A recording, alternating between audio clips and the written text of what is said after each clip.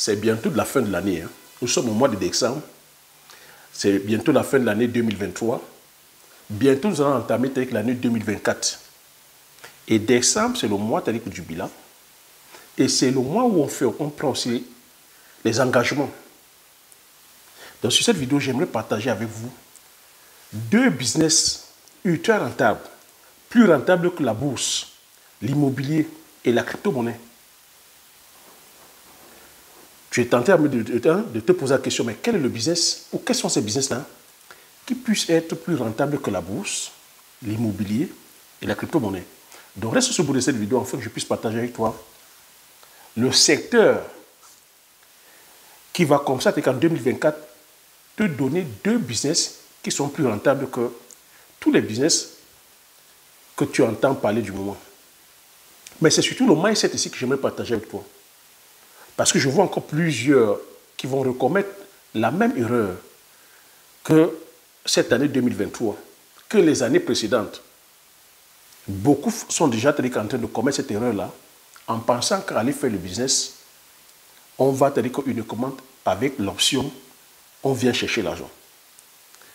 Anyway, reste sur le bout de cette vidéo afin que je puisse partager avec toi le mindset qu'il faudrait avoir, la vision, comment est-ce que tu devrais t'y prendre pour 2024 afin de pouvoir surfer sur ces 2 business. Donc, permets-moi de me présenter. Bonjour, bienvenue sur la chaîne. Si tu me découvres pour la première fois, je m'appelle Thierry Toko. Sur cette chaîne, je parle d'agriculture, je parle d'élevage, je parle d'entrepreneuriat, je parle de business. Le but de la chaîne est en fait de valoriser et de vulgariser nos produits du terroir africain. Si j'ai créé la chaîne, c'est afin de venir partager avec toi mes astuces et techniques business, de partager mon mindset, car le mindset est très très important. Sans un bon mindset, tu ne pourras justement pas avoir la vie qui t'inspire. Tu ne pourras pas justement réaliser tes rêves. Donc, si c'est une thématique qui te parle, n'hésite pas à t'abonner en appuyant sur le petit bouton rouge, en validant la cloche, afin de ne pas manquer plusieurs vidéos que diffuse sur la chaîne afin de t'aider. Je vais te demander aussi de mettre de pouces afin que l'algorithme YouTube puisse partager la vidéo à plusieurs d'entre vous. Donc, en préambule, j'étais en train de dire que sur cette vidéo, je vais partager avec toi 2 business ultra rentables qui dépassent la bourse. Tu vas me dire, la bourse, comment ça t'est là? Alors qu'on sait que la bourse est un pilier d'enrichissement. Mais la bourse ne va pas entreprendre en bourse qui veut. Mais entreprend en bourse celui qui a la connaissance. La bourse ici, c'est un secteur qui est rentable, mais rentable sur le long terme. Et puis la bourse aussi, c'est un secteur qu'il faut maîtriser. C'est un secteur où il faut soit être un trader, soit tu connais sur le domaine de l'économie. Et il faut comprendre ici que la bourse, c'est un secteur qui est hyper volatile. Donc si tu veux aller en bourse, c'est-à-dire que pour gagner de l'argent, il y a 2 manières. Première manière, que tu sois quelqu'un qui aime les risques. Parce qu'il faut comprendre ici qu'en bourse, si tu veux gagner du coup argent, il va falloir prendre des gros risques. C'est pour ça que tu entends que des fois, il y a des pertes colossales comme ça, de milliards. Parce qu'il y a des traders qui prennent des risques. Ils prennent des risques des fois sur certaines matières premières. Tu peux entendre qu'il est allé mettre l'argent sur les céréales et que par rapport à la météo n'a pas été bonne et les affaires ont mal tourné. C'est comme ça que tu peux perdre ton argent. Donc c'est un secteur qui est à risque, où tu peux aussi aller investir en très bon père de famille. Mais tu vois qu'en ce moment, c'est-à-dire que les retours sur investissement sont sur le long terme. Tu peux aller faire des placements, c'est-à-dire que sur des sociétés. Mais il va falloir que tu t'y connaisses. Il va falloir se former. Mais c'est sur le long terme. Mais qu'est-ce que la plupart des personnes font généralement? L'erreur que la plupart des personnes font, c'est elles vont, c'est-à-dire justement, investir ou entreprendre parce qu'elles veulent gagner de l'argent tout de suite. Donc tu vois que la bourse, ici, va te dire que non, la bourse, ce ne sera pas intéressant pour toi. Tu ne vas pas aller risquer que toutes tes économies sur une technologie que tu ne maîtrises pas. L'immobilier aussi, on a coutume à dire, oui, l'immobilier, c'est un bien c'est un investissement sûr et rentable, mais sur le très long terme. Et que l'immobilier aussi, ça demande que tu immobilises les capitaux. Quand on sait aujourd'hui qu'on a besoin d'argent frais, tout va dépendre où est-ce que tu veux faire ton investissement immobilier. Si tu es en Occident, l'immobilier, c'est-à-dire que justement, l'investissement sur l'immobilier a certaines facilités que lorsque tu as un CDI, tu peux aller demander le crédit au niveau des banques, on peut t'accompagner et tout dépend encore de tes dossiers. Et tout dépend de comment tu ficelles aussi ton plan d'investissement. Parce que si tu ne maîtrises pas aussi les rouages sur le plan juridique, sur le plan comptable, sur le plan fiscal, sur le plan même de ton crédit que tu prends, tu peux te retrouver en train d'investir à perte. Le choix, c'est-à-dire justement, de l'emplacement, et tu vois que le retour sur investissement, c'est sur le long terme. Donc si tu ne prends pas conscience ou tu ne prends pas justement en compte toutes ces réalités-là, tu vois que tu peux plutôt aller investir et après attraper ta tête. J'ai parlé aussi de la crypto-monnaie. La crypto-monnaie, pareil, c'est une technologie qu'on découvre. C'est très volatile. Beaucoup sont venus nous parler des NFT. Les NFT, les gens se sont jetés dedans, c'est parti. La crypto-monnaie, aujourd'hui, avec l'inflation, ça monte, ça descend. Les personnes se cassent la gueule. On a vu des personnes qui sont venues créer ces cryptos-là et ont ramassé les caisses, sont partis avec des milliards. C'est une technologie sur laquelle, oui, peut-être dans le futur, dans les années à venir, ça va être intéressant, mais tu ne peux pas aller immobiliser pour l'instant ton argent. Donc là où tu devrais mettre ton argent, c'est sur quelque chose qui puisse te donner un retour sur investissement, qui puisse te donner de l'argent frais, et derrière, tu pourras, cette fois-ci, investir une partie de cet argent sur l'ensemble des secteurs que je viens de citer, immobilier, la bourse et même peut-être la crypto-monnaie. Tu pourras en ce moment diversifier. Quel est le secteur maintenant qui puisse te donner cette opportunité-là? Le secteur qui puisse te donner l'opportunité d'aller investir là aujourd'hui en 2024, c'est le secteur de l'agriculture. Et dans le secteur de l'agriculture, je dis encore, ne va pas faire cette erreur-là. Je parle ici à la diaspora. Beaucoup de personnes de la diaspora veulent investir dans le secteur agricole, mais n'ont pas le bon mindset, n'ont pas la bonne approche. Nos élites veulent investir à l'agriculture, mais n'ont pas la bonne approche. Déjà qu'on vous a vendu l'agriculture comme un secteur laissé pour compte, un secteur où c'est des personnes qui n'ont pas de qualification qui vont faire l'agriculture. Je vous dis faux, faux et faux. Un secteur où c'est salissant. Beaucoup veulent uniquement avoir, c'est-à-dire que le beurre, sans pouvoir mouiller le maillot. C'est pour ça que beaucoup d'entre vous, vous allez justement donner l'argent aux organismes qui disent dépose ton argent ici, va te coucher, au bout de 3 mois, tu viendras prendre un retour sur investissement, un gain à 1000%, à 400%, à 500%. Généralement, on vous amène où? Vers les spéculations qui entrent en production au bout de 3 mois, 45 jours. Parce qu'on vous miroite le gain facile, le gain rapide. Qu'est-ce que ça donne aujourd'hui? Ça donne qu'on a des milliers de personnes, peut-être pas des millions de personnes qui se font flouer et après derrière disent que l'agriculture ne donne pas. Non. L'agriculture est rentable pour les personnes qui sont visionnaires, pour les personnes qui ont un objectif bien précis. Et je suis en train de dire que l'objectif bien précis n'est pas de gagner l'argent tout de suite. Parce qu'il faut comprendre aussi que entreprendre ou investir, il y a des risques. Même dans le domaine agricole, il y a des risques. Donc ça va demander que tu te formes. Ça va demander que tu aimes la chose que tu veux faire. Ça va demander que tu aies des objectifs bien précis qui sont au-delà de l'argent. Tu dois te visualiser sur le long terme.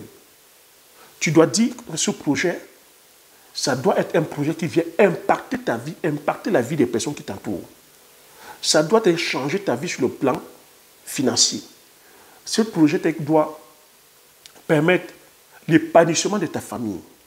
Tu viens contribuer, tu viens impacter la communauté, Tu viens impacter ton pays. Tu viens chasser la pauvreté à vie dans ta famille. C'est comme ça que tu te dois de visualiser. Donc tu dois te dire que c'est un projet sur lequel tu te vois aller sur 1 an, sur 2 ans, sur 3 ans, sur 4 ans, sur 5 ans. Surtout que sur le plan financier, tu n'as pas de problème. Je veux dire, tes besoins primaires sont couverts. Je parle ici à la diaspora. N'allez plus faire des business comme des morts de faim, comme des affamés. Vous avez déjà un certain standing ici en Occident. Quand tu touches un salaire de 1500, de 2000, de 3000, de 4000, tu te dois d'aller faire des business aujourd'hui structurants. Tu te dois d'aller faire des business impactants. Ne va plus faire ces business-là, on dit élevage de ceci en 45 jours. Ce n'est pas pour toi. Donc les 2 business que je vais partager ici avec toi, qui vont impacter ta vie, changer ta vie, c'est le premier business, c'est le business du poivre, de la culture du poivrier. Le poivre ici, est-ce que j'ai encore besoin de te présenter? Oui, peut-être pour toi qui découvres la chaîne, puisque la chaîne est en train de grandir. Le poivre, si tu me lances, c'est-à-dire que tu te lances en 2024 dans la culture du poivrier, voilà un business sur lequel tu peux changer ta vie. Tu peux changer drastiquement ta vie. Ça va te générer qu'on a des sommes astronomiques. Des sommes, c'est-à-dire stratosphériques. Un hectare de poivrier te génère 120 millions de francs CFA au pays. En Occident, si tu vends, ça te donne 1 200 000. Si tu vas comme ça, tu fais 2 hectares, 3 hectares, 4 hectares, 5 hectares, 10 hectares. Pour toi qui es de la diaspora ici, c'est possible. C'est possible. Pour cela, il va falloir que tu cherches à acquérir la connaissance, que tu te formes. En parlant de la formation, regarde sous la barre de description de cette vidéo. Tu verras le lien de la formation, prends la formation, rejoins-moi de l'autre côté, afin qu'on puisse commencer à bâtir ton empire. Je vais te parler de la culture du palmier à huile. Le palmier à huile, pareil. Si tu te lances comme ça dans un verger de palmier à huile, 5 hectares, 10 hectares, 20 hectares, 50 hectares, 100 hectares, et que tu mets une unité de transformation, et que tu commences à produire de l'huile comme ça, de l'huile de palme rouge, ou l'huile de palmiste, ça change ta vie à jamais. Les 2 cultures que je viens de nommer là, c'est des cultures sur lesquelles la demande dépasse l'offre. Le poivrier, la demande dépasse l'offre. Très peu de pays produisent le poivre en Afrique. Le Cameroun aujourd'hui a ce label-là, mais il n'y a que 600 personnes qui produisent. En termes de palmier à huile, pareil, très peu de personnes produisent. La demande dépasse l'offre. C'est 2 business, 2 cultures sur lesquelles, ou 2 produits ultra consommés, qu'on consomme tout le temps. Les besoins ne sont que, voilà, les besoins, c'est-à-dire qu'en ces 2 produits, ne vont que croissant. Mais l'offre est minime. C'est comme ça que tu valorises un très bon business. Le ticket d'entrée de ces 2 cultures, oui, est très élevé. Le ticket d'entrée est élevé. C'est pour ça que tout le monde ne rentre pas dedans. Mais toi, maintenant qui es de la diaspora, c'est comme ça que tu dois rentrer. C'est là où que la diaspora doit aller investir. Tu verras que la culture du palmier à huile, les groupes agro-industriels que nous avons en Afrique ne sont que détenus par les Occidentaux. Au Cameroun, c'est Socapal, qui est détenu par le groupe Bolloré. C'est Safacam, pareil aussi. Au Gabon, vous avez Olam Gabon, qui est un groupe, c'est-à-dire que c'est les Indiens. En Côte d'Ivoire, vous aurez Palmissi. Au Ghana, il y a Simdebi. Tous ces groupes que je cite, c'est des groupes qui ne sont pas, qui n'appartiennent pas aux Africains. Et vous voyez que lorsqu'ils produisent comme ça, ils ont des vergers, c'est-à-dire que de dizaines de milliers d'hectares. Et vous pensez que la production, la préférence sera où? La préférence sera, c'est-à-dire qu'ils livrent d'abord à leur usine dans leurs différents pays. Et ce qui fait que, sur le plan de la consommation nationale, nous sommes déficitaires. Donc c'est vers là que la diaspora consciente, l'élite consciente doit aller investir massivement. Les véritables game changers, c'est sur ces deux cultures. La culture du poivrier, la culture du palmier à huile. Ces deux cultures-là, j'ai coutume à vous répéter, des pays comme la Malaisie, l'Indonésie, avaient le même PIB en termes de PIB par habitant dans les années 60. Certains pays comme la Côte d'Ivoire, le Cameroun, on a le PIB par habitant dans les années 60, on avait le meilleur PIB que ces pays de l'Asie du Sud-Est. Mais aujourd'hui, qu'est-ce qui a changé la donne? Ce qui a changé la donne, ce qui est un véritable game changer aujourd'hui, c'est la culture du palmier à huile et la culture du poivre. La Malaisie, en 1960, avait un PIB par habitant de 200 $. Aujourd'hui, en 2023, où on parle, le PIB par habitant est de 33 000 $ par habitant. Qu'est-ce qui a changé entre-temps? Entre-temps, c'est qu'ils ont, comme ils ont investi, c'est-à-dire que sur leurs connaissances, ils sont venus chercher, c'est-à-dire que la technologie, c'est-à-dire que là, en Afrique, ils sont venus prendre les graines, l'expertise en Afrique, ils sont allés produire le palmier à huile. Aujourd'hui, la Malaisie et l'Indonésie sont les premiers producteurs en termes d'huile de palme. Et ils se sont lancés dans la culture du poivrier. Aujourd'hui, la Malaisie, l'Indonésie, le Sri Lanka, le Brésil, l'Inde sont parmi les pays les plus producteurs de poivrier au monde. Et ce que je suis en train de partager ici avec vous, ça relève d'une organisation, ça relève d'une volonté déjà politique, ça relève aussi d'une volonté de la population à se lancer dans la production. Ça relève ici que nous, les scientifiques, les techniciens, les ingénieurs agronomes, les polytechniciens de ces différents pays se sont mis au travail. Donc quand je vous parle de la culture du poivrier, de la culture du palmier à huile, ils ne sont pas sur des superficies de 20 000 hectares, 10 000 hectares, non, ils se sont organisés. C'est les producteurs, les petits producteurs de palmiers, de poivriers, chacun a comme ça, avec 1 hectare, 2 hectares, 3 hectares, 5 hectares, 10 hectares, ils sont mis ensemble afin de pouvoir former une coopérative. Et c'est ce qui fait en sorte qu'aujourd'hui, un pays comme la Malaisie est hyper développé. C'est ce qui fait qu'aujourd'hui, la Malaisie, c'est-à-dire que ravitaille le monde avec le palmier à huile, avec le poivre. Qu'est-ce que cela nous inspire? Pourquoi est-ce que nous aussi, on ne peut pas faire pareil? Nous avons le même microclimat. Donc, nous avons la même zone agroécologique. C'est les tropiques. Ce qui pousse en Malaisie pousse très bien en Afrique. Et l'Afrique aujourd'hui, c'est en termes de sol arabe, nous détenons plus de 60% des terres arabes.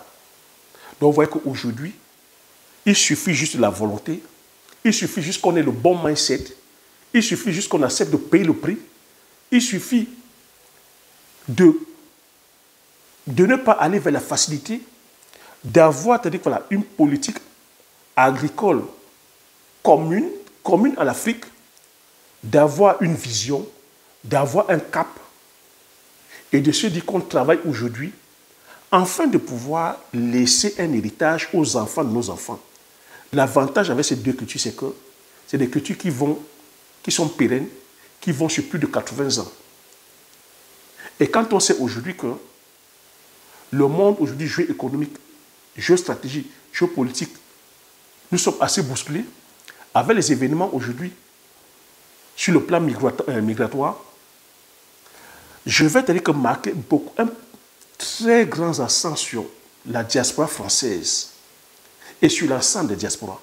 C'est comme ça qu'on se doit de protéger nos arrières. Vous êtes ici en Occident, ne dites pas que vous êtes arrivé. Ne restez pas dans votre zone de confort. Arrêtez d'aller faire ces petits business-là. Arrêtez d'aller faire ces business qui continuent à enrichir les pays occidentaux. Aujourd'hui, on se doit d'avoir ce mindset. Lorsque tu vas faire un business ou lorsque tu vas entreprendre, tu te dois d'intégrer la géoéconomie et la géostratégie. Parce qu'aujourd'hui, nous sommes dans un monde de rapport de force. Donc, si tu veux gagner du gros argent, c'est sur ces deux cultures, ces deux produits, le palmier à huile et le poivre. Et si tu veux vraiment aller plus loin, comme je te dis, regarde sous la barre de description, clique sur le lien, rejoins-moi de l'autre côté, afin qu'on puisse commencer à bâtir ton empire. Afin qu'en 2024, que tu rentres dans la cour des grands, que tu ne commences plus à jouer petit bras, que tu ne sois pas celui-là qui est un court-termiste, que tu commences à parler dans la cour des grands, à commencer à parler millions ou milliards. C'est de ça qu'il s'agit. Que tu commences à chercher la valeur. Parce que lorsque tu es sur la culture du palmier ou la culture du poivrier, tu es sur la valeur. Tu es utile.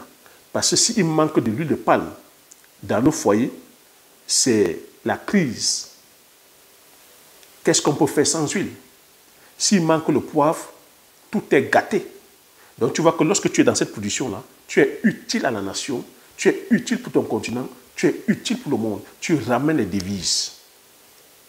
Voilà mes propos, voilà ce que je voulais partager concernant les deux business sur lesquels chacun et chacune de vous, chaque Africain et chaque Africaine conscient ou consciente devrait se lancer. Laisse le pouce si tu as aimé, partage massivement autour de toi afin que ça puisse impacter plusieurs d'entre vous. Abonne-toi si tu n'es pas encore abonné. Comme j'ai coutume à dire, l'information c'est la connaissance c'est la richesse. Une fois que tu as ces informations, tu appliques tes stratégies et tu passes l'action massivement afin d'impacter ta vie et impacter la vie de tous ceux qui t'entourent. Sur ce, je te dis merci. À la prochaine vidéo. Ciao.